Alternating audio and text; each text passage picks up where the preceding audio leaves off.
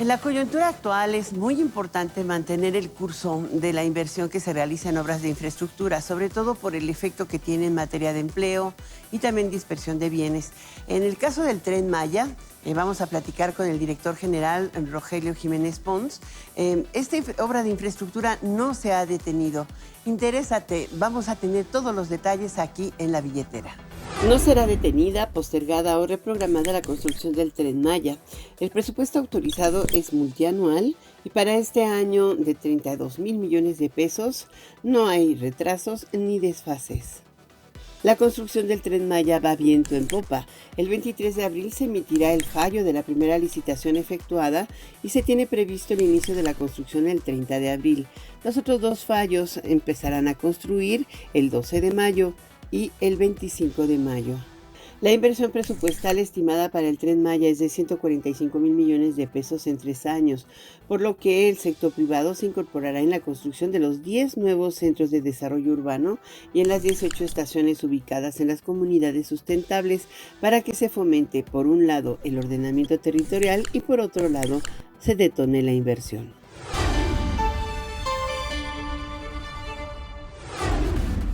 Pues tenemos nuevamente como invitado a Rogelio Jiménez Pons. Rogelio, de veras, el Tren Maya, ¿cómo nos puede ayudar a enfrentar algo que estaba complicado, pero que se complicó algo más? Pues sí, hemos hecho una serie de planteamientos de inversión, tanto con el sector público como el sector privado. Eso es muy importante, que están participando las dos partes. Sí, desde hace buen rato tenemos una coordinación de dónde son los sectores donde el sector público está obligado a invertir en condiciones de soberanía, de responsabilidad en términos de aspectos de lo que es infraestructura, y las oportunidades de inversión que tiene el sector privado para acompañar este tipo de inversiones, grandes inversiones, que es para la generación, por ejemplo, las estaciones que va a tener el Tren Maya, sí, prácticamente todas son fundamentalmente en un 90 y tantos % de inversión privada. Okay. Y esta, a su vez, tiene un efecto multiplicador en su entorno de otro tipo de inversiones complementarias. Eso quiere decir que las vías del tren son inversión pública y, digamos, a donde llega el tren, que es pues un centro impulsor de desarrollo, corresponde a la inversión privada. Así es, y esa es la estrategia fundamental, porque con esto estamos buscando cómo lograr algo que se había perdido, sobre todo en la parte de la península de lo que es la zona de la Riviera Maya, que es el ordenamiento territorial. Ya no va a ser un ordenamiento lineal como se venía presentando con las carreteras. Como en la Riviera Maya, que lo vemos, ¿no? Sí. Las ciudades crecieron a la orilla de las carreteras, ¿no? Hacia Cancún, a Tulum. Entonces, lo que estamos tratando de generar con estos convenios que tenemos con las comunidades, que también es importante esto, las comunidades se quedan como propietarias de su tierra, aportan un fideicomiso y esto, a su vez, es la base de incorporar la participación privada dentro de estos fideicomisos y se convierte en socios o le pagan renta a las comunidades. O sea, estamos hablando de los terrenos por donde va a pasar el tren y donde van a estar las estaciones. Las estaciones y ahora sí, las comunidades sustentables, que es lo que estamos ahorita generando. Lo que eran los polos, que ahorita nos piden los ambientalistas nos piden que se denominen comunidades sustentables. Está bien el término. Ahora, ¿qué significan y qué va a pasar ahí? ¿Qué es lo que ¿Qué esperamos contienen? ver? Yo creo que eso sería importante. Mira, hay zonas, ahorita hemos firmado algunos convenios con algunas comunidades donde aportan cantidades importantes de terreno. En zonas, por ejemplo, hay un ejido de 10,000 hectáreas en un lugar privilegiado como puede ser Bacalar. Y de ¿Y esas antes para qué se usaba o no se usaba? Esas son zonas agrícolas o simplemente selva, ¿no? Okay. Porque hay muchos ejidos que son forestales. Okay. Entonces, de eso se dedica un 10% a crear esta comunidad sustentable. De ese 10% tiene que haber una proporción que es muy importante. O sea, si son 1,000 hectáreas, lograr garantizar que el 70% se mantenga como zona verde. Ok, 70% de las 1,000. De las 1,000. Que a su vez es el 10% de estas 1,000, de los 10,000 hectáreas del ejido. Y aquí se desarrolla ya las actividades de servicios. Es un modelo distinto, no es un modelo tipo convencional de explotación cancúnez. O sea, todas las acciones de aquí en adelante que debe encabezar el gobierno y particularmente Fonatur deben ser con una gran responsabilidad social, reconocerle a los propietarios originarios, no desplazarlos, no comprarles. O sea, no queremos ni siquiera comprarles, sino asociarnos con ellos para que se mantengan con su tierra. Esto empodera a los grupos originarios, que es la parte muy importante. En el caso de muchos indígenas, quedarse ellos con su tierra y no ser desplazados es fundamental hasta Claro. históricamente. Entonces, asociarnos con ellos y llevar el desarrollo ahí.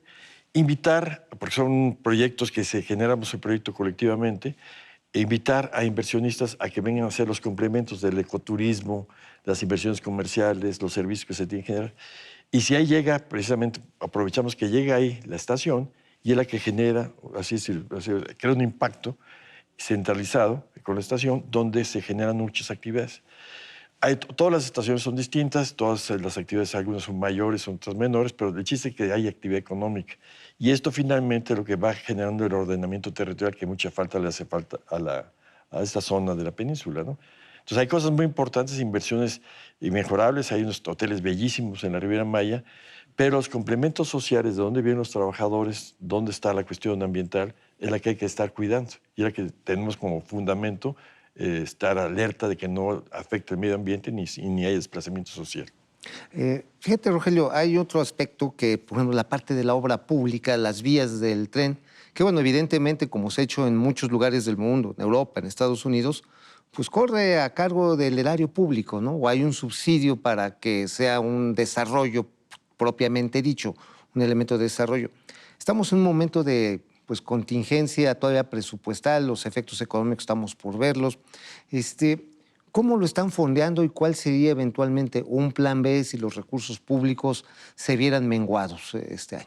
Mira, ahorita se tiene garantizado, esas son las cuestiones que Hacienda nos ha dicho, que lo que se ha planteado como presupuesto de egresos para este año y para el año que entra, porque es un programa multianual, ya están garantizados, ya se sabe. Ahora, si hubiese gastos adicionales contingentes, alguna cuestión, pues tenemos planes B, ¿no? O sea, tenemos que hacer alternativas para buscar recursos. El Tren Maya es un proyecto que si bien en la parte, como dices, tiene que estar subsidiado la parte de pasajeros y todo eso, sí es rentable en la parte de carga y turística. Entonces es un proyecto generador de desarrollo. Entonces, ¿Y qué porcentaje representarían los pasajeros que, digamos, son habitantes de la Riviera Maya que van a ir a trabajar de un lado al otro en función de esto y cuánto va a ser relacionado con turismo? Pues yo creo que sería como la mitad, menos de la mitad, un poquito, como un 40 y tantos % del flujo completo, porque el flujo turístico es muy alto. Ajá. Entonces, y es la primera contribución que hace el tren al medio ambiente, porque también desplaza muchos camiones de circulación, los sacamos de las carreteras. Entonces, hay mucho tránsito actualmente de turismo, porque camionetas, combis, camiones. Todo eso se va a trasladar, esperamos, al tren, que es un método más seguro y ambientalmente menos contaminante. Pero además también van a impulsar la parte carretera, ¿no? Para que, digamos, realmente el polo de desarrollo sea integral. Sí, bueno, en algunos casos, ahorita, por ejemplo, lo que estamos echando a andar, que es el proyecto carretero que va de Cancún a Tulum. Entonces, este proyecto que tenemos, que es una propuesta no solicitada que promovió BlackRock.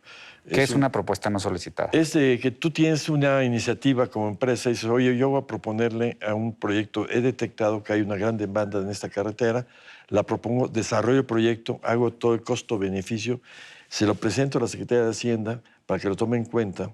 En este caso, le dice, oye, fíjate que yo tengo esta necesidad, te armo todo el expediente, se tiene que licitar, se está licitando, de hecho ahorita estamos en ese proceso, y en el caso dado que ganen ellos porque tienen puntos a su favor, pues se quedan ejecutando su propuesta que nadie se la solicitó, se quedan ejecutando su propuesta. O sea, que propongas sí te da una ventaja, pues porque tú fuiste el impulsor del tema, ¿no? Una escala de 10, de 100 puntos te da cierta proporción de puntos para ganar. Así es, alrededor de 10%. Pero aparte otra cosa, lo que invertí en hacer la investigación, el estudio, el proyecto ejecutivo, me lo reintegra que gane la licitación. Ah, pues eso está bueno para ponernos. Y es todo tipo de proyectos, digo, tú que promueves de la infraestructura. Sobre todo. De infraestructura, quien tiene una idea la puede capitalizar. Así es, obviamente se requieren grupos se requieren grupos que tengan esa capacidad financiera de estar así metiéndole y que sepan que tienen que asociarse. En este caso, este grupo está asociándose con una serie de empresas para hacer la propuesta y estarla llevando a cabo.